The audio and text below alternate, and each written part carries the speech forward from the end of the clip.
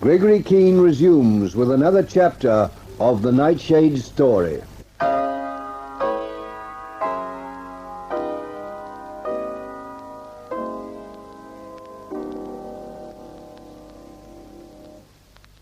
It's after 4:30 in the morning, and the sky is beginning to lighten, while I lie here in the penthouse awake. A handful of nembitals wouldn't put me under. The NightShade affair's going through and through my head. The strands cross and recross, but the pattern's always the same. A fabric of murder and intrigue, and death in the sunshine. While against Felix Huberman and Carlotta, we have nothing. For some reason, they caused Bruno Kesselring to vanish. Their organization is an octopus whose tentacles are stretching out day by day, but always in the shadows, always out of our reach. And the course of events has been such that at least 2 lives hang by a thread. The life of Nick Barnes, a handsome degenerate, and Evelyn Channel, a girl whose heart is too warm for her own good. Soon a 3rd life will hang by a gossamer wisp, and that's what keeps me awake. Tom Cutts is going into the NightShade ring as a hoodlum called Fenner, and I'm sending him there. We have to get something concrete on these people. We have to.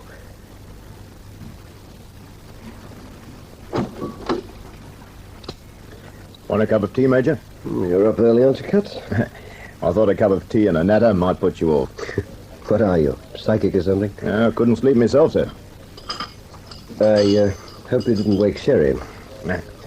What's on your mind, Major? What do you think? Nick Barnes might give us away. That, among other things. I wouldn't fret about me if I was you, Major. I'm looking forward to being this bloke, Fenner. Well, you won't have long to wait. Murray said he'd have the ground prepared by tomorrow. You mean today? No, that's right, today. Barnes takes off for Singapore tomorrow. Can you count on him not making a bolt for it? If I was in Nick Barnes' shoes, I'd be off like a blooming rabbit. Barnes is cornered. He might think he could get away from the NightShade ring, but he knows he could never get away from us. He'll go to Singapore and Hong Kong, and he'll come back here. He darn well has to. Huberman must be made to think he's taken every trick, so he'll come more and more into the open where we can get at him. Just so long as nothing happens between now and when Barnes takes off tomorrow. And altogether too many things could. We're not in command, Cutts. We're relying too much on people we can't control. We're not running the show from the embankment in London now. As though I didn't know. Our hands are tied till we get you into the ring. And you know, they never sleep, Cutts. They've been ahead of us from the start. We're getting no nearer to Bruno Kesselring. For all we know, they're getting ahead of us again, and all we can do is mark time and chafe and wait for them to make the next move and the next... It's only the lull before the storm, Major. We'll get at him. We will. If nothing happens to you. Nothing's going to happen to me. The bloke we have to worry about is Barnes. When I think what depends on him, and what could be happening to him right now if he's dropped the ball is nobody's business. Oh, look at the time, Felix. Did you have to telephone and get me up at this hour? Have you roused Guzik? He's waiting till he is called. We may have a job for him before dawn. Where did you leave Nick Barnes? Downstairs. Carlotta. You don't have to tell me. There is trouble. The poinsettia tonight, Benny heard Evelyn calling him Barnes instead of Gregory Keene. Benny? Where? The curb, waiting for cab. Benny was on the door. There is no mistake. There's no shadow of doubt. Does Barnes know why he was brought here? Not yet. So I have been right. For days and days now, Felix, I have been right. About what? Evelyn Channel should have been disposed of. I was insane to listen to you. The damage is done. We have to face the fact that Evelyn Channel knows Barnes is an imposter, and we have to find out what else she knows before she gets a chance to pass it on. If she has not done so already. She hasn't.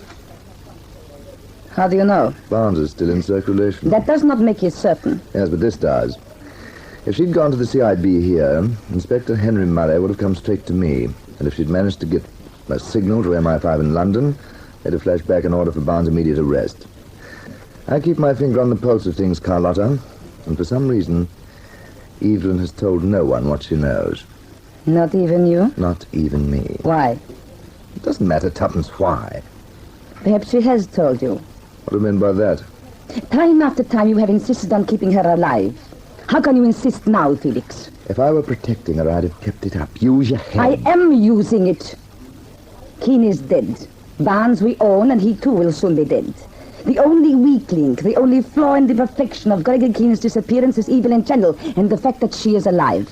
You're going to ask me to take care of her at once, without subtlety and without planning, before a moment is lost. Am I? Well, In most things, I can trust you. With this, who knows? Would the temptation be too much for you, Felix? the temptation to what?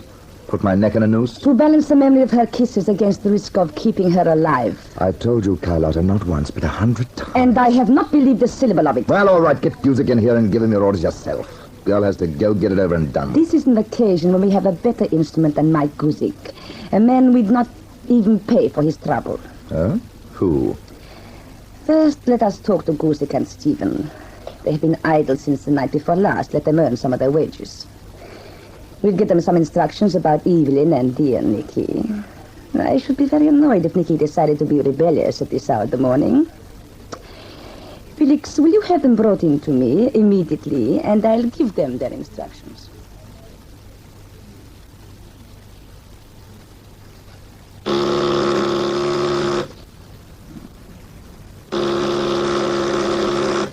Yeah. We've an early caller, Cuts. I'll go. Morning, Keene. What the deuce are you doing, Mary? Bringing the milk? Come on in. Morning, Cuts. Morning, Inspector. I've a busy day ahead, so I decided to get you two over first and dig you out of bed if I had to. The decks are cleared for you, Cuts. You can make yourself known at Jake's in Gregerson Street today as Tom Fenner, the hoodlum. What's the drill, Mary? I'd like him to go in there sometime this afternoon. Place opens about 2 till 6 or so.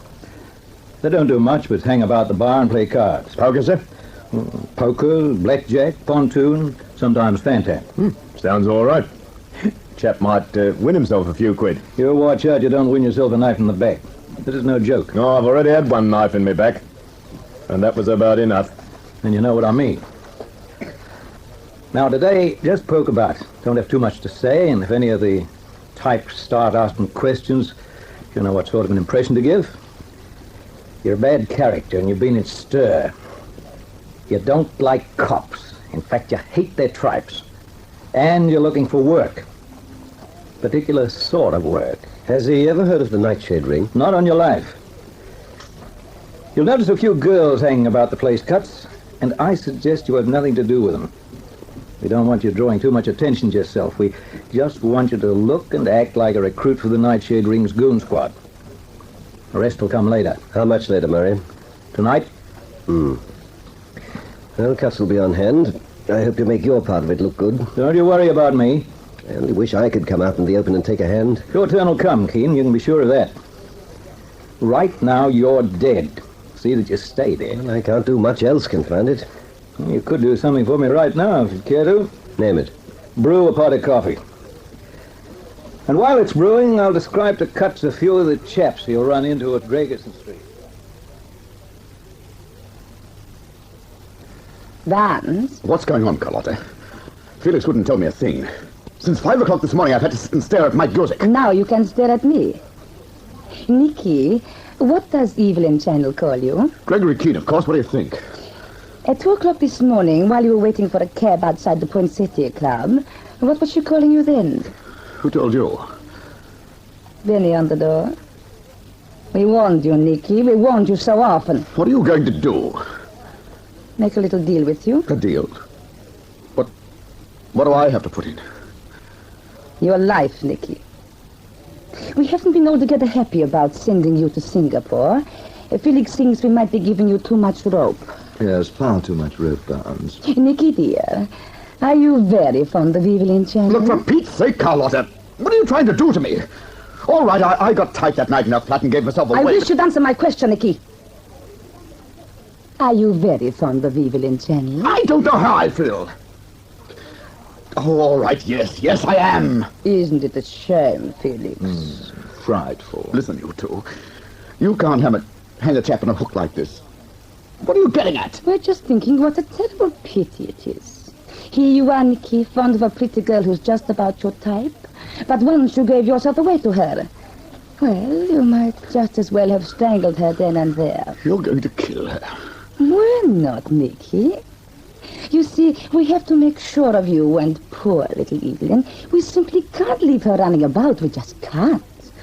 So we thought how neat and tidy it would be if we could get a good grip on you and say goodbye to Evelyn at the same time. It's not possible. You couldn't force a chapter. What's it to be, Vance? Your life or hers? I won't do it. But you will. And for my records, you'll sign a statement before you leave this house. The arrangements are made. If you want to leave another 24 hours and go to Singapore and come back to Australia for your reward, you'll get rid of Evelyn Channel for us. As we say, tonight.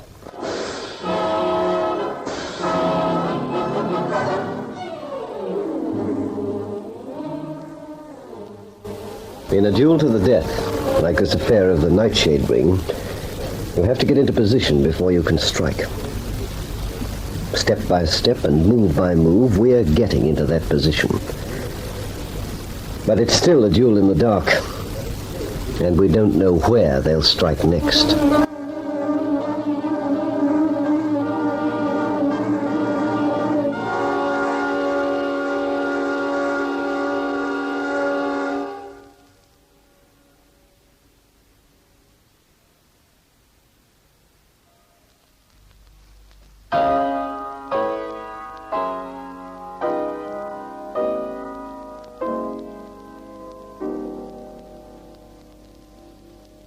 Sergeant Cutts meets a gangster in the next chapter of this story of intrigue, Deadly Nightshade.